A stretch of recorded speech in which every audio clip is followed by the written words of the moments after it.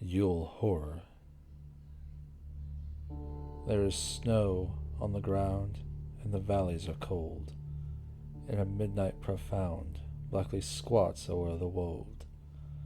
But a light on the hilltops half seen hints of feastings unhallowed and old. There is death in the clouds, there is fear in the night. For the dead in their shrouds hail the sins turning flight, and chant wild in the woods as they dance round a Yule altar fungus and white. To no gale of earth's kind sways the forest of oak, where the sick boughs entwined by mad mistletoes choke. For these powers are the powers of the dark, from the graves of the lost druid folk. Rise. I have plunged like a deer through the arches of the hoary primordial grove, where the oaks feel the presence that marches and stalks on where no spirit dares rove. And I flee from a thing that surrounds me and leers through dead branches above. I have stumbled by cave-ridden mountains that rise barren and bleak from the plain. I have drunk of the fog-fetid fountains that ooze down to the marsh and the main. And in hot cursed horns I have seen things I care not to gaze on again. I have scanned the vast ivy-clad palace. I have trod its untenanted hall, where the moon rising up from the valleys shows the tapestried things on the wall, strange figures discordantly woven that I cannot endure to recall. I have peered from the casements in wonder at the mouldering meadows around, at the many-roofed village laid under the curse of a grave-girdled ground. And from rows of white urn-carven marble I listen intently for sound. I have haunted the tomb of the ages. I have flown on the pinions of fear, where the smoke-belching Erebus rages, where the jokels loom snow-clad and drear, and in realm where the sun of the desert consumes what it never can cheer. I was old when the pharaohs first mounted the jewel-decked throne by the Nile. I was old in those epochs uncounted, when I, and I only, was vile, and man, yet untainted and happy, dwelt in bliss in the far Arctic isle. Oh, great was the sin of my spirit, and great is the reach of its doom. Not the pity of heaven can cheer it, nor can respite be found in the tomb. Down the infinite aeons come beating the wings of unmerciful gloom. Through the ghoul-guarded gateways of slumber, past the wan-mooned abysses of night, I have lived o'er my lives without number. I have sounded all things with my sight, and I struggle and shriek ere the daybreak, being driven mad with fright. Despair. O'er the midnight moorlands crying, through the cypress forest sighing, in the night wind madly flying, hellish forms with streaming hair, in the barren branches creaking, by the stagnant swamp pools speaking, past the shore cliffs ever shrieking, damned demons of despair. Once, I think, I half remember, ere the grey skies of November quenched my youth's aspiring ember, lived there such a thing as bliss. Skies that now are dark were beaming, bold and azure, splendid seeming, till I learned it all was dreaming, deadly drowsiness of dis. But the stream of time, swift flowing, brings the torment of half-knowing, grimly rushing, blindly going, past the never-trodden lea, and the voyager, repining, sees the wicked death-fires shining, hears the wicked petrels whining, as he helpless drifts to sea.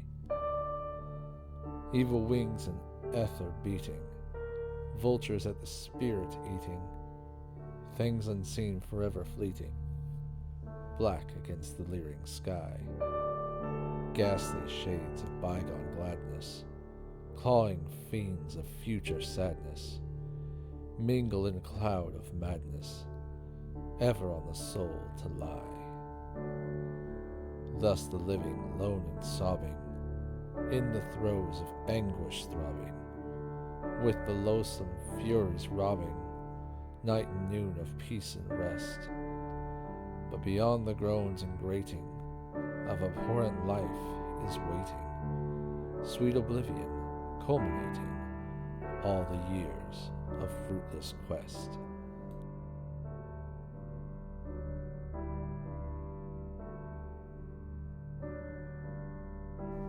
The city. It was golden and splendid, that city of light, a vision suspended in deeps of the night, a region of wonder and glory, whose temples were marble and white. I remember the season that dawned on my gaze, the mad time of unreason, the brain-numbing days, when winter, white-sheeted and ghastly, stalks onward to torture and craze. More lovely than Zion it shone in the sky, when the beams of Orion beclouded my eye, bringing sleep that was filled with dim memories of moments obscure and gone by. Its mansions were stately, with carvings made fair, each rising sedately on terraces rare, and the gardens were fragrant and bright with strange miracles blossoming there. The avenues lured me with vistas sublime, tall arches assured me that once on a time I had wandered in rapture beneath them and basked in the halcyon chime. On the plazas were standing a sculptured array, long-bearded, commanding, brave men in their day. But one stood dismantled and broken, its bearded face battered away.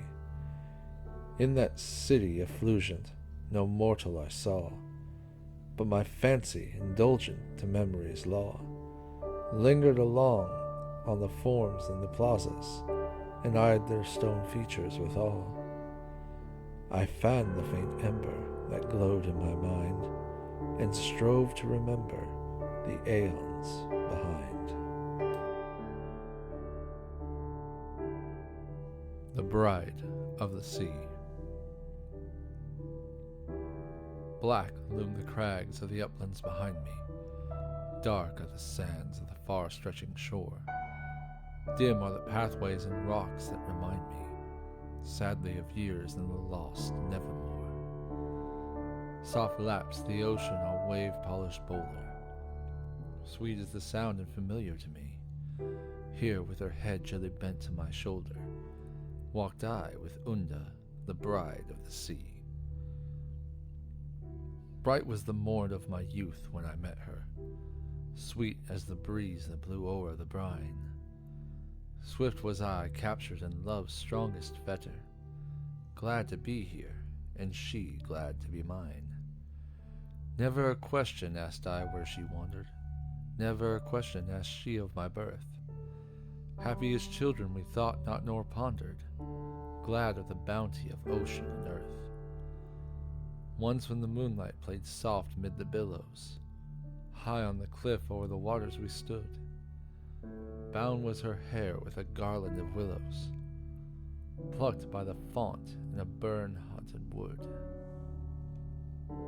Strangely she gazed on the surges beneath her, charmed with the sound or entranced by the light. Then did the waves a wild aspect bequeath her, stern as the ocean and weird as the night. Coldly she left me, astonished and weeping, standing alone mid the legions she blessed. Down, ever downward, half gliding, half creeping, still the sweet Unda in oceanward quest. Calm grew the sea, and tumultuous the beating, turned to a ripple as Unda the fair trod the wet sands in affectionate greeting, beckoned to me, and no longer was there. Long did I pace by the banks where she vanished, high climbed the moon and descended again.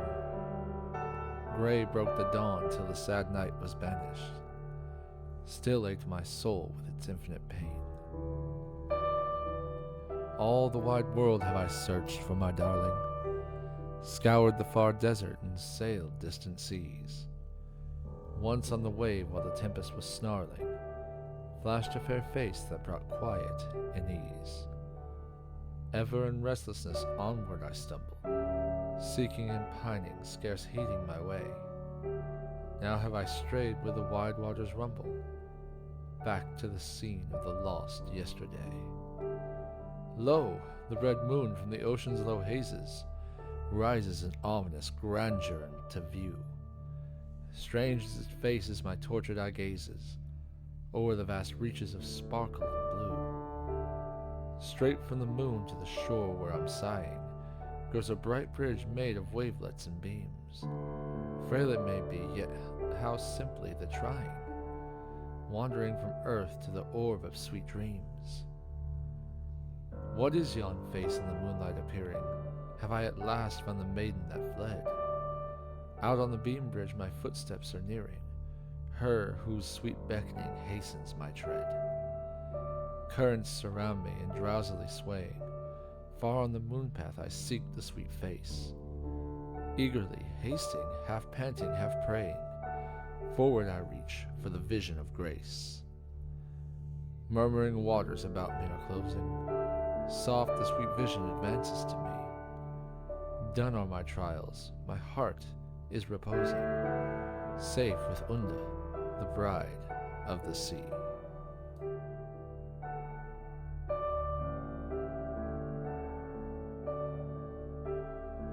Sunset.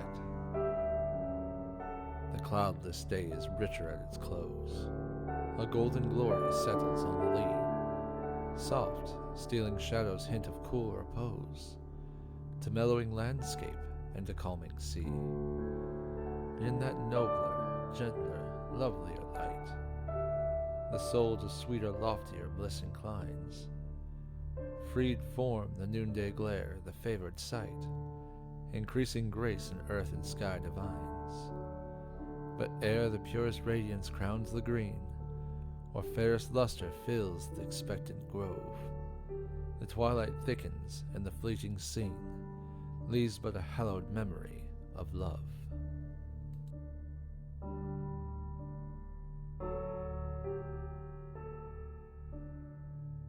The garden.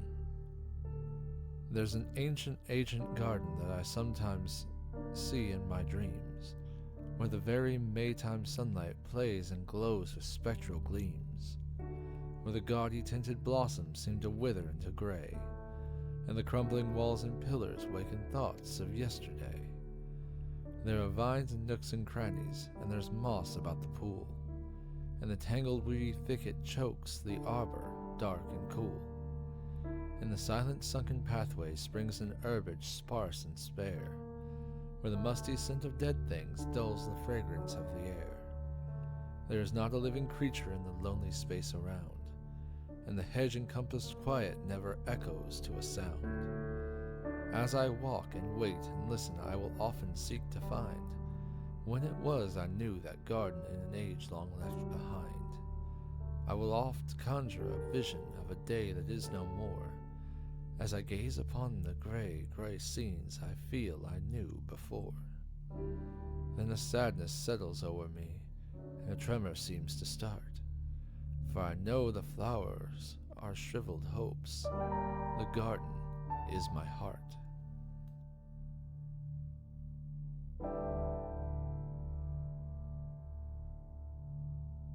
Little tiger.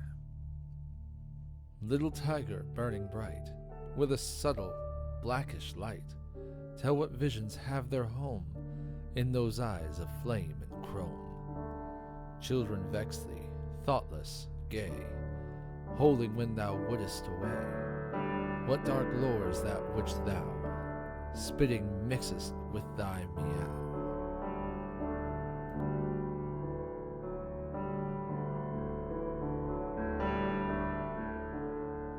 The cats. babbles of blocks to high heavens towering, flames of futility swirling below, poisonous fungi and brick and stone flowering, lanterns that shudder and death lights that glow, black monstrous bridges across oily rivers, cobwebs of cable to nameless things spun, catacomb deeps whose dank chaos delivers, streams of live photo to rot in the sun, color and splendor, disease and decaying, shrieking and ringing and crawling insane, rabbles exotic to stranger gods praying, jumbles of odor that stifle the brain, legions of cats from the alleys nocturnal, howling and lean in the glare of the moon, screaming the future with mouthings infernal, yelling the garden of Pluto's red room, tall towers and pyramids ivied and crumbling, bats that swoop low in the shit-cumbered streets, bleak Arkham bridges o'er rivers whose rumbling joins with no voice as thick horde retreats, belfries that buckle against the moon totter, caverns whose mouths are mosses effect, and living to answer the wind and the water, only the lean cats that howl in the waste.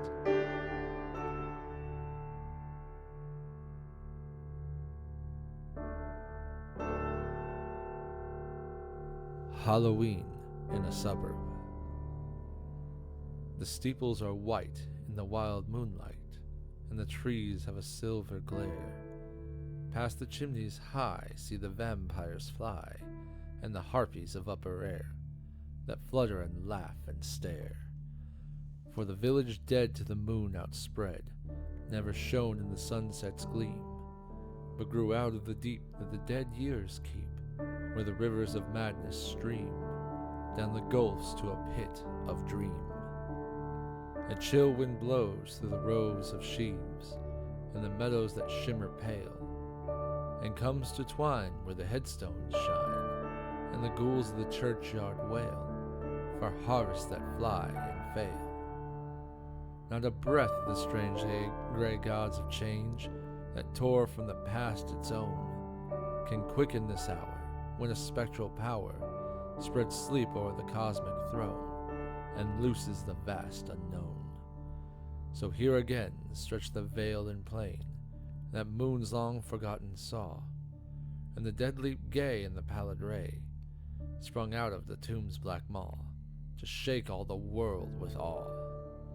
And all that the morn shall greet forlorn, the ugliness and the pest of rows where thick rise the stones and brick, shall someday be with the rest, and brood with the shades unblessed. Then wild in the dark let the lemurs bark, and the leprous spires ascend, for new and old, alike in the fold of horror and death are penned, for the hounds of time to rend.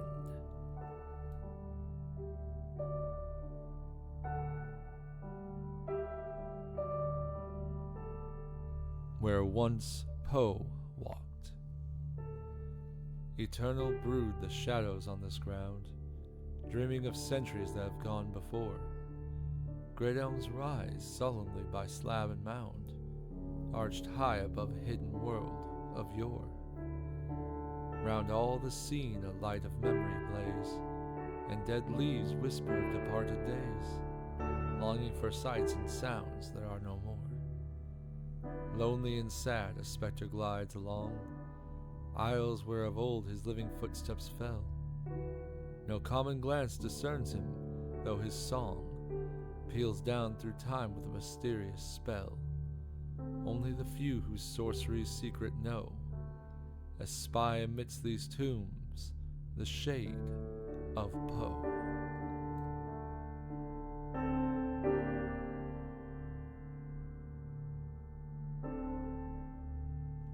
Astrophobos. In the midnight heavens burning, through the ethereal deeps afar, once I watched with restless yearning an alluring aureate star, every eve aloft returning, gleaming nigh the Arctic car. Mystic waves of beauty blended with the gorgeous golden rays. Fantasies of bliss descended in a mirrored Elysian haze. In the lyre-born chords extended harmonies of Lydian lays. And, thought I, lie scenes of pleasure where the free and blessed dwell, and each moment bears a treasure freighted with the lotos spell, and there floats a liquid measure from the lute of Israfel. There, I told myself, were shining worlds of happiness unknown, peace and innocence entwining by the crowned virtue's throne. Men of light, their thoughts refining, purer, fairer than my own. Thus I mused when o'er the vision crept a red delirious change, hope dissolving to derision, beauty to distortion strange. Hymnic chords in weird collision, spectral sights in endless range. Crimson burned the star of madness, as behind the beams I peered, all was woe that seemed but gladness, ere my gaze with truth was seared. Cacodemons, mirrored with madness, through the fevered flickering leered. Now I know the fiendish fable the golden glitter bore. Now I shun the spangled sable that I watched and loved before. But the horror set and stabled haunts my soul forevermore.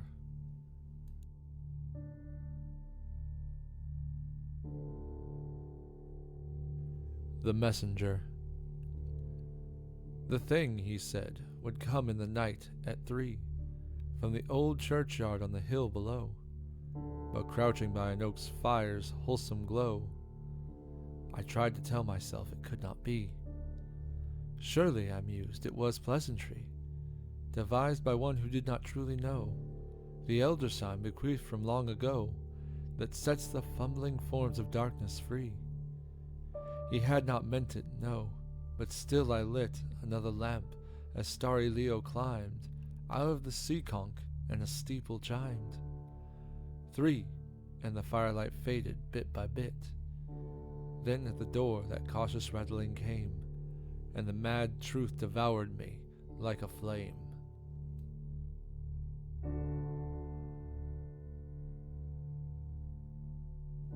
The wood.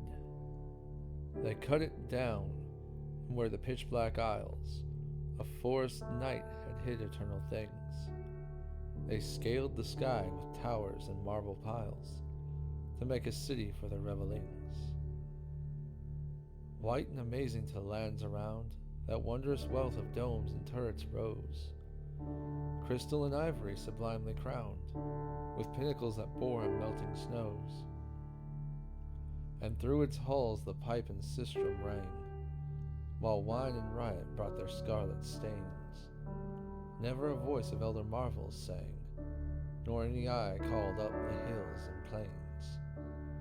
Thus down the years till on one purple night, a drunken minstrel in his careless verse spoke the vile words that should not see the light, and stirred the shadows of an ancient curse. Forests may fall, but not the dusk they shield. So on the spot where that proud city stood, the shuddering dawn no single stone revealed, but fled the blackness of a primal wood.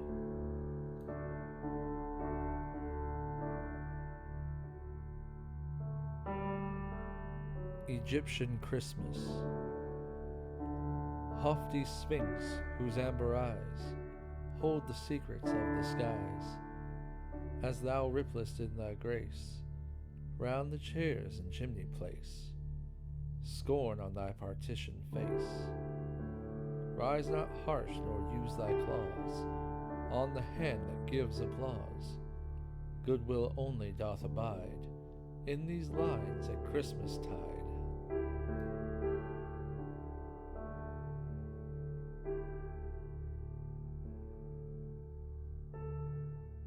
Halcyon days. Once more the ancient feast returns, and the bright hearth domestic burns with Yuletide's added blaze. so too may all your joys increase, midst floods of memory, love, and peace, and dreams of halcyon days.